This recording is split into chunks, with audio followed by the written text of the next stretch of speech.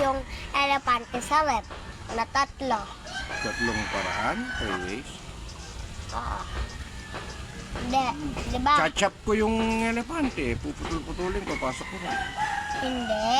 Paano? Di ba? Buksan mo yung rep, Oh. lagay mo yung elepante, Oh. tapos sara mo yung rep. Ayun. Galing mo ah. Paano naisip yun? Di, yung giraffe naman na apat na ways, paano mo mapapasok? 4 ways. Papasok ko yung giraffe. Oo. Buksan ko yung rep. Ah. Baliin ko yung leeg. Pasok ko yung giraffe. Sara ko yung rep. Hindi yun? Hindi. Paano? Di ba? Buksan mo yung rep, alisin mo yung elepante, Oh. tapos pasok mo yung giraffe, Oh. tapos sara mo yung rep. Mm. Oh. Ano? Oh. Kilala mo si Lion King. Oh. Nagpatawag ng meeting, Mm. pero may isang hindi pumunta. Ano yun?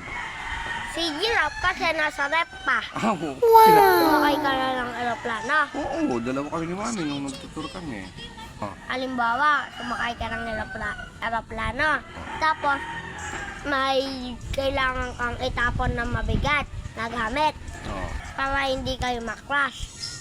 Anong itatapon mo? Ano? Rep. Bakit? Kasi mabigat yung giraffe. Andun pa yung giraffe, no? Sa loob. Ay, isang kwento mo, ah. Diba may nangingisda sa ilog? Hmm. Biglang namatay. Anong kinamatay? Ano? Nadaganan. Nadaganan ng rep. Oo. Kasi nandun pa yung giraffe. Tuloy-tuloy pa rin yung kwento mo na yun. Ayos. Saan mo natutunan yun?